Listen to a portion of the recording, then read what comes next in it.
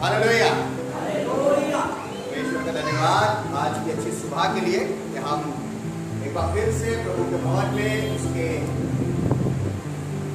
आराधना के लिए यहाँ इकट्ठा है। और आज हम बात करने वाले हैं एक ऐसी चीज के ऊपर जो सरमन से पहले हम हर संडे करते हैं। वचन से पहले क्या करते हैं हम लोग? आराधना और स्तुति, है ना? स्तुति आराधना करते हैं हम लोग, सारे लोग करते हैं, है ना? यहाँ पे आपके 3 लोग खड़े रहते हैं, आपके लीडर्स खड़े रहते हैं, आपको वर्शिप लीड करवाते हैं और आपको कहते हैं आप गाना गाइए, आप ताली बजाइए, आप प्रभु में मगन रहिए, आनंदित रहिए। कई बातें होती हैं कि आपको वर्शिप, आज इस एक पैटर्न को सीखेंगे कि हम वर्शिप कैसे कर सकते हैं, हम स्तुति आराधना कैसे कर सकते हैं। आप कहेंगे हमें स्तुति आराधना करनी आती है, आप कहेंगे हमें ताली बजानी आती है, हमें गीत गाने आते हैं, हमें हाथ उठाने आते हैं, हमें हंसना भी आता है, हमें नाचना भी आता है। बहुत अच्छी बात है, अगर आपको इस तरीके की वर्शिप करनी आती है बहुत अच्छी बात है। लेकिन वर्शिप में जाने से पहले कुछ होता है। स्तुति आराधना में जाने से पहले हम में से हर एक के साथ, हम में से हर एक के साथ ऐसा होता है। आज आपको 2 ऐसे व्यक्तियों से मिलवाऊंगा जो आपको स्तुति आराधना करना सिखाएंगे।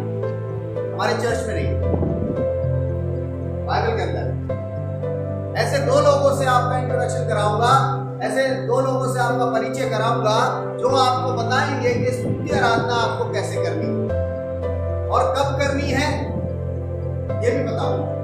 आप बड़े ध्यान से सुनिएगा, समझिएगा कि जो 3 लोग यहाँ खड़े होके आपको वर्शिप करवाते हैं या वर्शिप के लिए आपको कहते हैं कि आप हाथ उठाइए, गीत गाइए, ताली बजाइए, और आप खड़े रहते हैं, रिस्पॉन्ड नहीं करते। आपको लगता है कि आपका हाथ उठाया जाएगा और आप हाथ उठा लेंगे तो आपकी बेइज्जती हो जाएगी। ऐसा नहीं, आपको बोला जाएगा आप मुस्कुराइए तो आप मुस्कुरा देंगे तो आपकी बेइज्जती हो जाएगी। आपको बोला जाएगा आप नाच के दिखाइए, आप नाच के दिखाएंगे तो पड़ोस वाला कहेगा देखो कैसे नाच रहा। लेकिन आज आपको 2 ऐसे व्यक्तियों से मिलवाने वाला हूं जो आपको वर्शिप करना सिखा देंगे। ये वाले तो नहीं सिखा पाए, लेकिन अगर आपने इन दोनों व्यक्तियों से भी वर्शिप करना नहीं सीखा तो आप अपने जीवन में कभी स्तुति आराधना नहीं कर सकते। स्तुति आराधना करने का एक पैटर्न है, तरीका है। वो तरीका आज हम बाइबल से सीखेंगे, तब हमें पता चलेगा कि स्तुति आराधना कैसे की जाती है। चलिए ज्यादा समय ना लेते हुए मेरे साथ अगर आप निकाल लें प्रेरितों के काम उसका 16वां अध्याय, और 16वें अध्याय के अंदर 2 व्यक्तियों का जिक्र है। एक का नाम है सिलास और एक का नाम है पौलुस। पौलुस और सिलास के 2 ऐसे व्यक्ति हैं जो आज आपको वर्शिप करना सिखाएंगे। आज जो प्रभु ने मुझे इससे रेवलेशन दिया है, जो प्रकाशन दिया है, वो बिल्कुल अलग है। हम इसकी शुरुआत अक्सर करते हैं पौलुस और सिलास गा रहे थे, नहीं, गा नहीं रहे थे। आज हम ऊपर वाला हिस्सा देखेंगे कि गाने से पहले उनके साथ क्या हो रहा था, आराधना करने से पहले उनके साथ क्या हो रहा था, स्तुति करने से पहले उनके साथ क्या हो रहा था, उसके बाद जाके उन्होंने स्तुति और आराधना को शुरू किया है। चलिए इसकी आयत को देखते हैं, और अगर आप मेरे साथ इसकी 22वीं आयत से देखेंगे, 22वीं आयत में इस तरीके से लिखा हुआ है। यहाँ पर पौलुस और सिलास 2 व्यक्तियों की मैं बात कर रहा हूँ तो ध्यान रखिएगा। यहाँ पर लिखा हुआ है कि तब भीड़ के लोग उनके विरोध में इकट्ठे होकर चढ़ आए और हाकिमों ने उनके कपड़े फाड़ डाले और उन्हें बेंट मारने की आज्ञा दी। पहली जो इसकी 22वीं आयत है, ध्यान से समझिएगा कि यहाँ बताया क्या जा रहा है। बताया जा रहा है कि सबसे पहले तो उनके विरोध में लोग हो गए, उनके अगेंस्ट हो गए लोग, उनके खिलाफ हो गए लोग कि वो कुछ ऐसा करने जा रहे थे, कुछ ऐसा कर रहे थे कि लोग उनके विरोध में आ गए। अगर आप वर्शिप करते हैं, आप आराधना करते हैं, आप परमेश्वर का वचन प्रचार करते हैं, आप प्रार्थना करते हैं और आप ये सोचते हैं कि लोग आपको अच्छा अच्छा बोले, लोग आपकी तारीफ करें, लोग आपकी बढ़ाई करें, लोग आपकी पीठ थपथपाएं, लोग आपको वेरी गुड बोले, तो ऐसा नहीं होने वाला है। यहाँ पे पौलुस और सिलास के बारे में लिखा है कि लोग भीड़ की भीड़ उनके विरुद्ध इकट्ठी हो गई और जितने भी हाकिम थे, जितने भी जो बड़े लोग थे, जो अच्छे पढ़े लिखे लोग थे, वो उनके विरोध में हो गए। और यहाँ पर लिखा है उनको सजा मिली। क्या सजा मिली? जो लिखा हुआ है कि और हाकिमों ने उनके कपड़े फाड़ डाले। अब आप सोच लीजिए कि आप वर्शिप करने जा रहे हैं और उससे पहले आपके कोई कपड़े फाड़ डाले हैं। आप चर्च आ रहे हैं और चर्च रास्ते में आपको कोई मिल जाता है, आपसे लड़ाई झगड़ा करता है, आपके कपड़े फाड़ डालता है। और कपड़े फाड़ने के बाद यहाँ पे एक बात कपड़े फाड़ने पे नहीं रुक जाती है और लिखा हुआ है कि उनको बेत लगाने की भी आज्ञा दी गई, यानी कि अब उनकी पिटाई भी होनी है। पहले तो भीड़ उनके विरुद्ध हो गई, उनके कपड़े फाड़ डाले गए और उसके बाद लिखा है कि उनको बेत भी मारे जा रहे हैं, यानी कि अब पिटाई भी हो रही है। कितना बढ़िया है ना?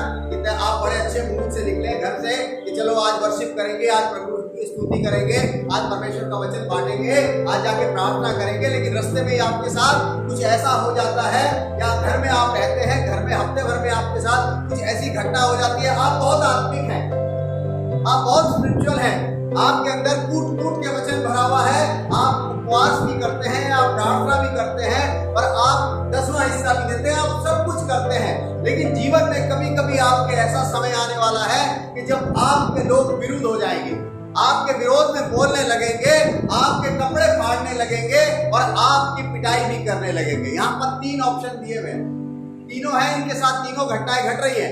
पौलुस और सिलास का अगर आप इतिहास पढ़ेंगे तो आपको पता चल जाए कि वो प्रभु यीशु मसीह की सेवा करते थे, परमेश्वर का वचन फैलाते थे, लोगों को अपने आप में मिलाते थे, लोगों को परमेश्वर के वचन से रूबरू कराते थे।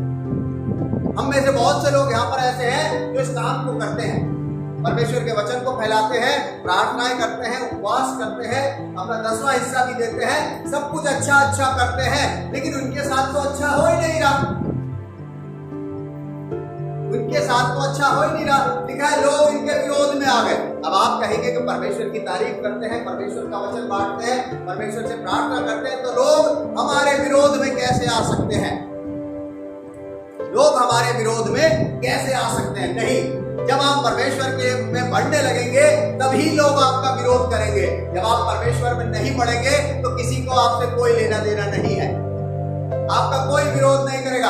आपके कपड़े तभी फाड़े जाएंगे जब आप परमेश्वर में बढ़ने लगेंगे, परमेश्वर के वचन को दूसरों तक पहुंचाने लगेंगे, जब आप प्रार्थना करने लगेंगे तभी आपके कपड़े फाड़े जाएंगे। आपकी पिटाई करी जाएगी जब आप परमेश्वर में आगे बढ़ने लगेंगे। आपके लिए आज्ञाएं निकलेंगी कि इनके कपड़े फाड़ दिए जाए, इनको बेतों से मारा जाए, और हम देखते हैं ये काम उनके साथ हो रहा है। लेकिन जब हम उसके आगे बढ़ते हैं, उसकी 23वीं आयत में, तो यहाँ पर एक बात बहुत अच्छी लिखी हुई है।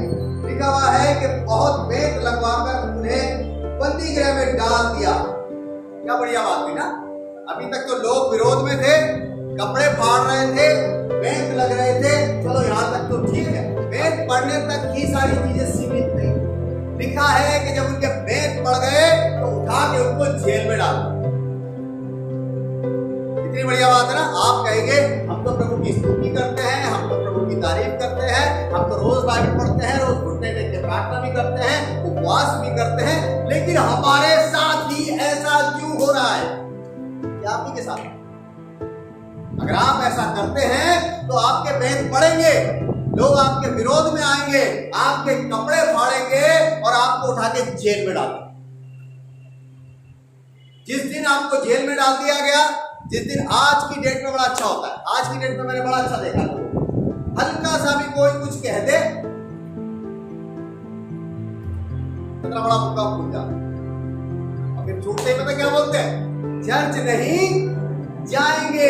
छूटते ही चर्च छूट जाता है। लेकिन यहाँ पर ये 2 व्यक्ति आपको बता रहे हैं कि इनके डंडे पड़ रहे हैं, इनके कपड़े फाड़े जा रहे हैं, लोग इनके विरोध में चले आए हैं, लेकिन और उसके बाद यहाँ तक हो गया कि इनको उठा के पीट के कपड़े फाड़ के इनको जेल में डाल दिया गया। और आगे क्या लिखा हुआ है? आगे लिखा हुआ है और दरोगा को आज्ञा दी कि उनकी चौकसी रखे, यानी कि कह दिया गया कि अब ये जेल में तो बंद है और इनको भागने नहीं देना, भागने नहीं देना। हो सकता है ये भाग जाए, हो सकता है ये भाग जाए, लेकिन यहां पर एक बड़ी अच्छी चीज उसके आगे लिखी हुई है। यहां पर लिखी हुई है कि उसने ऐसी आज्ञा पाकर उन्हें भीतर की कोठरी में रखा और उनके पांव काठ में ठोक दिए। ये वाली लाइन मुझे बड़ी अच्छी लगी कि आप परमेश्वर का वचन प्रचार कर रहे हैं, आप परमेश्वर की स्तुति कर रहे हैं, आप प्रार्थनाएं कर रहे हैं, आप उपवास कर रहे हैं, आप सारा काम बहुत अच्छा कर रहे हैं, आपके लोगों ने कपड़े फाड़ दिए, आपके विरोध हो गए, आपको बेंत लगवा दिए, आपको जेल में डाल दिए, यहां तक भी बेरेबल है कि चलो एक दिन तो बेल हो जाएगी, बाहर आ ही जाए। लेकिन यहां पर लिखा हुआ है कि दरोगा ने उनको अंधेरी कोठरी में डाल दिया, और खाली कोठरी में डाल नहीं दिया। क्या लिखा हुआ है कि उनके जो हाथ पांव थे वो काठ में, काठ क्या होता है? लकड़ी, है ना? लकड़ी के बड़े बड़े फट्टे होते हैं, उनमें उनको हाथों को और पैरों को ऐसे लगा के उसमें कीलों से उनको ठोक दिया जाता है ताकि वो हिल ना पाए। यानी कि जिस पोजीशन में वो पड़े हैं उसी पोजीशन में पड़े हैं। यहाँ पर अंधेरी कोठरी में उनको डाल दिया गया है, उनके हाथ पैरों में कीले ठुकवा के काठ में ठुकवा दिया उनको कि वो हिलने ना पाए, बिल्कुल ऐसे जकड़ गए और पड़े हुए हैं। ये कब कर रहे हैं पता है आपको? ये काम हो रहा है उनके साथ वर्शिप करने से पहले, वर्शिप करने के बाद नहीं है। ये वर्शिप करने से पहले की तैयारी है। अगर आपके साथ भी ऐसा हो नहीं रहा तो आप वर्शिप नहीं कर पाएंगे अच्छी वाली। आप अच्छी वाली वर्शिप कभी नहीं कर पाएंगे अगर आपके साथ आपके विरोध में लोग नहीं आ रहे, आपके कपड़े नहीं फाड़ रहे हैं, आपको बेंत नहीं लग रहे हैं, आपको जेल में नहीं डाल रहे हैं, आपको अंधेरी कोठरी में नहीं रख रहे हैं, और आपके हाथ पैरों में काठ नहीं ठोकी जा रही है। कितनी चीजें हो गई?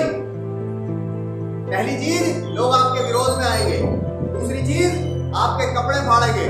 तीसरी चीज, आपके बेंत लगेंगे। चौथी चीज, आपको जेल में डाल देंगे। पांचवी चीज, आपको काठ में ठोक देंगे। और छठी चीज, आपको अंधेरी कोठरी में डाल देंगे। 6 चीजें आपके साथ वर्शिप करने से पहले होनी बहुत जरूरी है। अगर ये चीजें आपके साथ नहीं होती तो आप ट्रू वर्शिपर नहीं कहलाएंगे, सच्चे आराधक नहीं कहलाएंगे। बाइबल बड़ी अच्छी बात लिखी है, परमेश्वर अपने लिए ऐसे आराधक ढूंढता है जो आत्मा और सच्चाई से उसकी आराधना करे। और आत्मा और सच्चाई से आराधना करने के लिए इन 6 चीजों का आपके जीवन में होना बहुत जरूरी है। यहाँ तो लोग विरोध में एक बात कह देते हैं तो इतना बड़ा मुंह फूल जाता है और साइड हो जाते हैं। हम वर्शिप नहीं कराएंगे, हम नहीं करेंगे वर्शिप। उसने हमें ये कह दिया, उसने हमें वो कह दिया। अभी तो काठ में नहीं ठोके गए हो, अभी तो बेंत नहीं पड़े हैं, अभी तो कपड़े नहीं फाड़े हैं, अभी तो जेल में नहीं डाला गया है, अभी तो अंधेरी कोठरी में नहीं रखा है, अभी तो एक ही चीज हुई है। लेकिन पौलुस और सिलास आज हमें ये बताने वाले हैं कि इतना सब होने के बावजूद भी उनके जीवन में कोई चेंजेस नहीं आए। क्यों? क्योंकि वो अपने से ज्यादा यीशु मसीह को प्रेफरेंस देते थे, उसको महत्व देते थे कि यीशु मसीह ही ऐसा है जो सबसे ऊपर है। इतनी सारी चीजें उनके जीवन में हो रही। हम में से हरेक के जीवन में कोई ना कोई चीज ऐसी होती है जो हमें पसंद नहीं। वो हमारे अपने साथ हो सकती है, हमारे दोस्त हमारे साथ कर सकते हैं, हमारे रिश्तेदार कर सकते हैं, हमारे जानने वाले कर सकते हैं, हमारे कलीसिया के लोग हमारे साथ कर सकते हैं। कोई भी हमारे साथ ऐसा व्यवहार कर सकता है। यहाँ पर ये जो 4-6 चीजें दी हुई है, ये आपके जीवन में नहीं होती। आपके कोई कपड़े नहीं फाड़ता है, आपको कोई बेंत नहीं मारता है, आपको कोई जेल में नहीं डालता है, आपको कोई अंधेरी कोठरी में नहीं डालता है, आपको कोई काठ में नहीं ठोकता है। ये तो बहुत वर्स्ट चीजें हैं जो बहुत ऊपर जाके होने वाली है। अभी तो होती नहीं है। अभी तो विरोध में कोई आ जाए तो वैसे परेशान हो जाते हैं। तो वो हमारा विरोध, हमारा विरोधी सिर्फ एक है, और वो कौन है? शैतान है हमारा विरोधी। बाइबल साफ बताती है अपने विरोधी से सावधान रहे। कोई इंसान आपका विरोधी नहीं है। आपका विरोधी चाहता है कि आप आराधना ना करें, आपका विरोधी चाहता है कि आप वर्शिप ना करें, आपका विरोधी चाहता है कि आप प्रार्थना ना करें, आपका विरोधी चाहता है कि आप प्रभु में ना बढ़ें। उसका काम ही ये है। लेकिन यहाँ पर पौलुस और सिलास, इन चीजों के होने के बावजूद भी देखिए क्या करते हैं वो। अब आते हैं हम इसकी मेन आयत के ऊपर। इतनी सारी बातें उसके जीवन में हो गई, दोनों के जीवन में हो गई, दोनों साथ हैं, डंडे पड़ रहे होंगे, पौलुस सिलास को देख रहा होगा और सिलास पौलुस को देख रहा होगा, दोनों एक दूसरे को देख के मुस्कुरा रहे होंगे। एटीट्यूड जो है उनका, एक बात से समझ आ जाएगा आपको कि इतना कुछ होने के बावजूद भी उनके एटीट्यूड में कोई चेंज नहीं आया, बल्कि उनका मोराल और हाई हो गया। वो उत्साह से भर गए और जब अंधेरी कोठरी में डाल दिए गए और काठ में ठोक दिए गए, जब अंधेरे में कुछ दिख नहीं रहा, हो सकता है दोनों ऐसी अंधेरी कोठरी में होंगे तो दोनों एक दूसरे को नहीं देख पा रहे होंगे, सिर्फ सुन पा रहे होंगे एक दूसरे को। अंधेरे में है, कोठरी थी, हो सकता है उसमें सांस भी ना आ रही हो, रोशनी की तो बात ही नहीं थी, उसमें सांस भी नहीं आ रही थी, उसमें वो बैठे हुए थे, अंधेरा था, ऐसी हालत में थे, कपड़े फटे हुए थे। हो सकता है जब बैंड पड़े हो तो सूज भी गए होंगे, हो सकता है कि जब उन लोगों ने उनकी खींचातानी करी होगी कपड़े पूरे फट गए होंगे, पूरी हालत में होंगे। और उस अंधेरी कोठरी में बैठने के बाद, कीलों में ठोकने के बाद उन्होंने एक काम शुरू किया। मेरे अजीजों, यहाँ पर अगर हम उसकी 25वीं आयत पढ़ते हैं तो लिखा हुआ है आधी रात के लगभग, हो सकता है दिन में उनकी पिटाई हो, कपड़े फटे हो, दिन में उनके साथ बुरा व्यवहार किया गया हो, दिन में उनको घसीटा गया हो, दिन में उनको जेल में रखा गया हो। ऐसे करते करते इनकी आधी रात बीत गई। आधी रात के बाद जब उनको थोड़ा सा लगा कि भाई चलो अब आधी रात बीत गई है तो अब कुछ किया जाए, कि आधी रात के बीत जाने के बाद उन्होंने काम किया। क्या काम किया? क्या लिखा हुआ है यहाँ पे? लिखा है कि आधी रात के लगभग पौलुस और सिलास प्रार्थना करते हुए परमेश्वर के भजन गा रहे थे। ऐसा कैसे संभव है ना? कपड़े फाड़ दिए, लोग विरोध में आ गए, जेल में डाल दिए गए, अंधेरे में डाल दिए गए, हाथ पैरों में कील ठोक दी गई, बेत मारे गए। और लिखा है कि दोनों भाई बिल्ली क्या कर रहे हैं? क्या कर रहे हैं? परमेश्वर की स्तुति कर रहे हैं। आसान काम नहीं है, आराधना करना आसान काम नहीं है। हम सोचते हैं कि 3 लोग यहाँ खड़े हैं, हमसे गवा रहे हैं, हम चलो गा लेते हैं तो ठीक है, नहीं गाएंगे तो भी ठीक है, हमारा क्या जाता है। नहीं गा सकते हैं आप लोग जब तक आपको बेत ना पड़े, जब तक आपके कपड़े ना फाड़े जाए, जब तक लोग आपके विरोध में ना आ जाए, जब तक हाथ मेरे काट में ना ठोके जाए, अंधेरी कोठरी में ना डाले जाए, तब तक वर्शिप करना नहीं आएगा। जिस दिन यीशु मसीह के नाम से पिटना सीख लिया, लोगों की सुनना सीख लिया, अंधेरे में रहना सीख लिया, लोगों का विरोध सहना सीख लिया, उस दिन अपने आप हाथ उठा के आप कहेंगे परमेश्वर आपकी स्तुति हो, आपकी महिमा हो। इन्होंने मुझे कुछ कहा, कोई बात, लेकिन मेरा काम है आपकी स्तुति करना, आपकी महिमा करना और आपके नाम को ऊंचे पे उठाना। यहाँ पर लिखा हुआ है आधी रात के लगभग पौलुस और सिलास प्रार्थना करते हुए भजन गा रहे थे। प्रार्थना क्या कर रहे होंगे वो? क्या प्रार्थना निकल रही होगी उनके मुंह से कि प्रभु जी जिन्होंने डंडे पड़वाए हैं उनके ऊपर आग बरसा दे, जो हमारे विरोध में थे उनको जला के राख कर दे, जिन्होंने हमें जेल में डाला है उनको भस्म कर दे। ये दुआ कर रहे होंगे। ये दुआ तो कबूल होने वाली नहीं, ये दुआ तो कभी कबूल होने वाली ही नहीं है। ऐसी प्रार्थना परमेश्वर नहीं सुनता है। वहां बैठे होंगे, उन्होंने धन्यवाद दिया होगा कि परमेश्वर आपका बहुत बहुत धन्यवाद कि आपके लिए हमारी पिटाई हुई, धन्यवाद कि हमारे कपड़े फाड़े गए, धन्यवाद कि लोग हमारे विरोध में हो गए, धन्यवाद कि हम इस जेल में हैं, धन्यवाद हमारे हाथ पैरों में कीलें ठोक दी गई, हमको कांच में ठोक दिया, धन्यवाद हम अंधेरी कोठरी में हैं। और उन्होंने गाना शुरू कर दिया, प्रभु का धन्यवाद करूंगा उसकी संगति में। सिर्फ गाते ही गाते, कभी इस गाने के बोल को समझा है?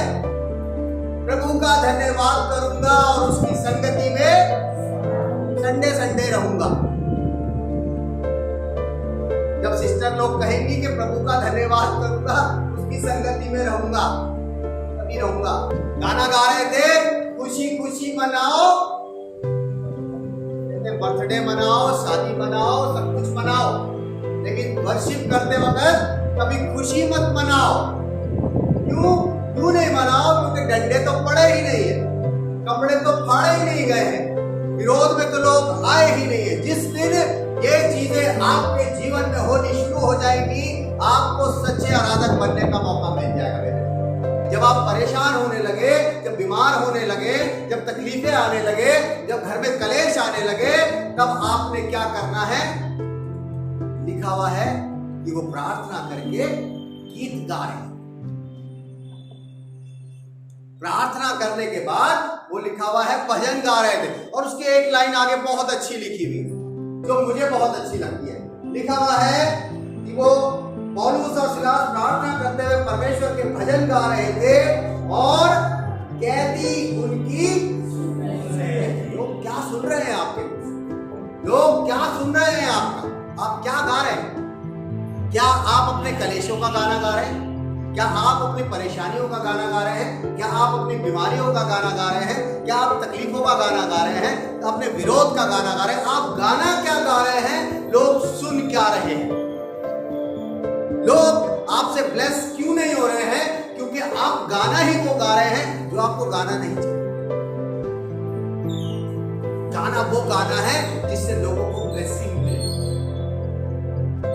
आप सोच रहे होंगे बात यही खत्म हो जाती है, पौलुस सिलास के डंडे पड़ गए, उनको जेल में डाल दिया गया, उनके कपड़े फाड़ दिए गए, उनको काट में ठोक दिया गया, उन्हें अंधेरे में रख दिया गया और वो जेल में चले गए और उन्होंने प्रभु की स्तुति करनी शुरू कर दी, प्रार्थना करनी शुरू कर दी और लोग सुनते रहे। थोड़ी देर के बाद, आधे घंटे के बाद वर्शिप टाइम खत्म हो गया, प्लीज बैठ जाइए, हम प्रार्थना करें। नहीं, यहां पर ऐसा नहीं हुआ है। यहां पर बिल्कुल अलग चीज हुई है। आपको पता है? आपको पता हुआ क्या? चलिए आगे देखते हैं हुआ क्या। यहां पर लिखा हुआ है, इतने में एक बड़ा भूकंप आया। कैसे आया भूकंप? भूकंप कैसे आ गया? हो क्या रहा था? कुछ नहीं हो रहा था। एक अंधेरी कोठरी में दो लोग ऐसे थे जिनको काठ में ठोका हुआ था, जिनको कुछ सूझ नहीं रहा था। बस उनको एक ही बात सूझ रही थी कि हम परमेश्वर की स्तुति करें, परमेश्वर से प्रार्थना करें। उनको सिर्फ यही बात सूझ रही थी और इतना ही किया उन्होंने। लिखा है कि जब वो भजन गा रहे थे, कैदी सुन रहे थे, क्या हुआ? एकदम से क्या आया? बड़े आराम से बड़ा भूचाल आया। अब आया। जब भूकंप आता है, आपको पता है ना क्या होता है? क्या होता है? जब भूकंप आता है, इसी में बताया क्या होता है। इसके नीचे कुछ और लिखा हुआ है। क्या लिखा हुआ है इसमें? कि यहां पर एक बड़ा भूकंप आया और यहां तक कि बंदी गृह की नींवें हिल गई। अभी तक क्या था? जिस नींव के ऊपर वो जेल थी, वो नींव हिल रही है। कैसे हिल रही है? क्यों हिल रही है? इसकी वजह बताओ, वजह बताइए। सिर्फ एक वजह है, ऊपर लिखी हुई है। वो प्रार्थना कर रहे थे और परमेश्वर के भजन। आपको पता है स्तुति आराधना में शक्ति कितनी है? वो नींव हिला देती है। आपको इसका अंदाजा नहीं है। क्यों? क्योंकि जब सच्चे आराधक परमेश्वर ढूंढ रहा है, तो वो ऐसे ही आराधक ढूंढता है जिनकी वर्शिप से, जिनकी आराधना से नेवे हिल जाए। वो ऐसा ढूंढता है, उसे ऐसे आराधक चाहिए जो नेव हिला दे। और उसके आगे एक बात और लिखी हुई है। उसके आगे लिखा हुआ है कि बंदी गृह की नेव हिल गई और तुरंत सब द्वार खुल गए और सबके बंधन खुल पड़े। बंदी बंद थे।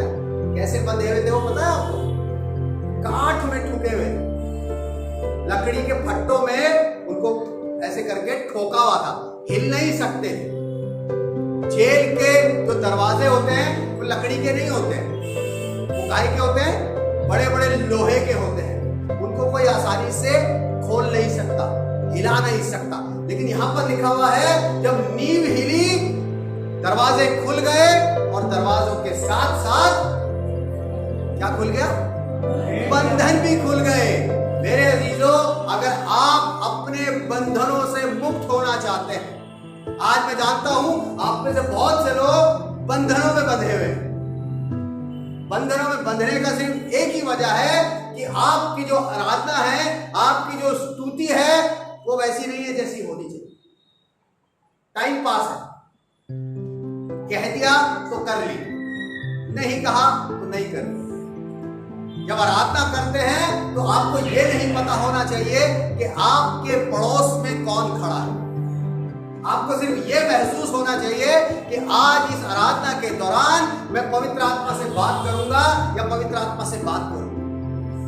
आज प्रभु मेरे को कुछ ना कुछ देने वाला है, आज मेरे बंधनों को वो खोलने वाला है, आज मेरे बंधन मुझसे मुक्त हो जाएंगे, वो सारे द्वार खोल देगा जो मेरे जीवन में बंद है मेरे अजीजों। लेकिन उससे पहले आपको बहुत सी चीजें सहनी पड़ेगी। अगर आप ये सोचते हैं कि बिना कुछ सहे आपके बंधन खुल जाएंगे, तो वो खुलने वाले नहीं हैं।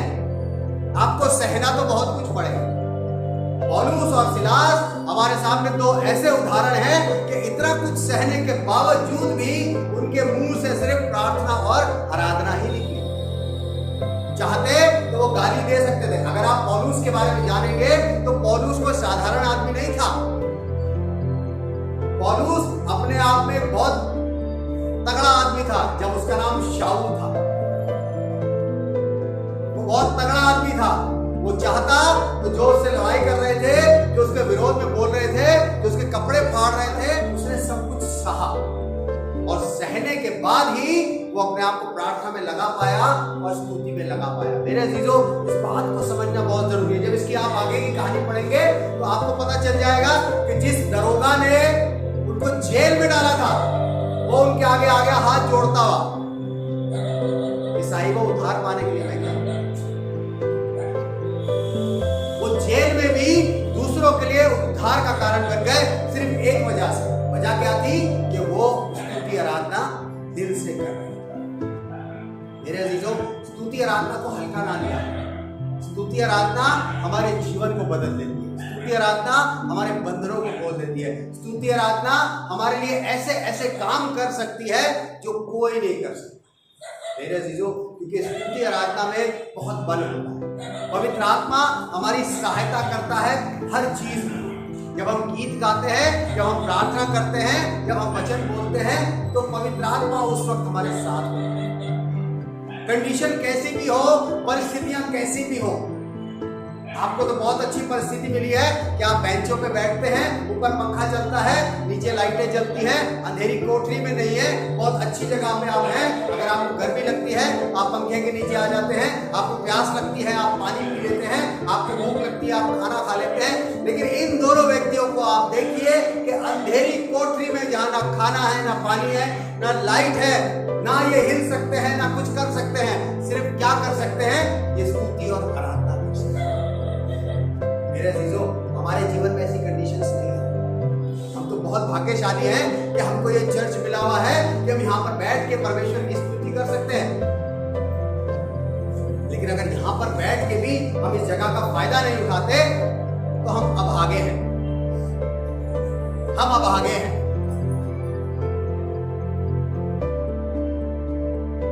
शुक्र मनाइए, वो टाइम नहीं आया है, आने वाला है जब हम लोग ऐसे इकट्ठे नहीं होंगे। आप स्तुति आराधना करना सीखिए। हाथ उठाइए, अपने मुंह को खोल के धन्यवाद दीजिए, जोर से आवाज में गाइए, अपनी आवाज को दूर तक पहुंचाइए। ये मत सोचिए कि आपकी आवाज अच्छी है या बुरी है, इससे कोई फर्क नहीं पड़ता। अगर आप अपने बंधन तोड़वाना चाहते हैं, अपने बंद द्वारों को खुलवाना चाहते हैं, तो इस पैटर्न को सीख लीजिए, इस तरीके को सीख लीजिए कि आप अंधेरी कोठरी में भी अगर बैठे हैं, परेशानी में है, तकलीफों में है, बीमारी में है, तब भी आपको एक ही काम करना है। क्या करना है? अपने हाथ को उठाना है और परमेश्वर का धन्यवाद करते हुए उसके भजनों को गाना है और प्रार्थना स्तुति करनी है। तब आप देखेंगे कि आपके सारे बंधन खुल जाएंगे। मेरे अजीजों, इस पैटर्न को आज सीख लीजिए। अगर आपने इन दोनों लोगों से भी नहीं सीखा कि आप किस तरीके से स्तुति आराधना कर सकते हैं, तो कुछ नहीं हो सकता। इसलिए आज इन दो व्यक्तियों को याद रखो। क्या नाम है इनके? पौलुस और इनके साथ क्या क्या हुआ? चलिए स्टार्टिंग से चलते हैं। सबसे पहले क्या हुआ? लोग इनके विरोध में हो गए। उसके बाद दूसरा क्या हुआ, इनके कपड़े फाड़ दिए। तीसरा क्या हुआ, इनके बेंत लगे। चौथा क्या हुआ, फिर बंदी गृह में डाल दिया। फिर पांचवा क्या हुआ, अंधेरी कोठरी में डाल दिया। और छठा क्या हुआ, काठ में ठोक दिए गए। ये 6 चीजें याद रखिए, स्टेप बाय स्टेप याद रखिएगा। आपके जीवन में कौन सा स्टेप चल रहा है? क्या लोग आपके विरोध में हैं? क्या लोग आपके कपड़े फाड़ रहे हैं? क्या लोग आपको बेंच मार रहे हैं? क्या लोग आपको जेल में डाल रहे हैं? क्या लोग आपको अंधेरे में रख रहे हैं? कि क्या लोग आपको काठ में ठोक रहे हैं? काठ में किसे ठोका गया था? यीशु मसीह। इनको तो कुंडलों से बांधा गया था, ये हिल ना पाए, लेकिन यीशु मसीह को लिटरली हाथ पैरों में कीले ठोक दी थी। और कीले ठोकने के बाद जब उसको लकड़ी पे लटका दिया गया था, काठ में लटका दिया गया था, तो उसने सबसे पहले क्या बोला था? जोर से बोलिए। यही तो मेन बात है, यही तो मेन बात है। इसी से बचते हैं सारे। हम कैसे माफ कर दे? अगर आप माफ नहीं करेंगे तो आपका वर्शिप करने का कोई फायदा नहीं, कोई फायदा नहीं है वर्शिप करने का। क्योंकि ये उन सब लोगों से 6 स्टेपों से गुजर के आए थे, और गुजरने के बाद भी इन्होंने प्रार्थना करी और स्तुति करी, और परमेश्वर ने इनके बंधन खोल दिए थे।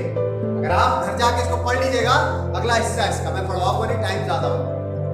इसको पढ़िएगा तब आपको पता चलेगा कि स्तुति आराधना में कितना बल है। और उससे पहले अगर आपके जीवन में घटनाएं घट रही हैं, स्टेप बाय स्टेप आपके साथ ये सब चीजें हो रही हैं, तो आप अपने आप को भाग्यशाली समझो। बात समझने की कि हम किन परिस्थितियों में स्तुति आराधना करते हैं। अगर हम अच्छी परिस्थितियों में स्तुति आराधना करते हैं कोई बड़ी बात नहीं, लेकिन अगर हम ऐसी परिस्थितियों में स्तुति आराधना करते हैं जो सही नहीं है, तभी सही मायने में हमारे बंधन खुलेंगे और हमारी स्तुति आराधना करेंगे। इसलिए आज इन 2 लोगों को अपने जीवन में बिठा लीजिए, और जब भी स्तुति आराधना के लिए खड़े होते हैं या कहीं भी जाके आप स्तुति आराधना करते हैं, तो इन दोनों को अपने दिमाग में ले आइए कि इन दोनों ने कब स्तुति आराधना करी। तब आपके हाथ अपने आप उठ जाएंगे, मुंह अपने आप खुल जाएगा, आप झूमने लगेंगे, आप नाचने लगेंगे। और जब आप नाचेंगे, गाएंगे, बजाएंगे, लोग आपको देखेंगे, आपको सुनेंगे, तब वो भी परमेश्वर की बड़ाई आपके साथ साथ। हालेलुया। आइए प्रार्थना करें।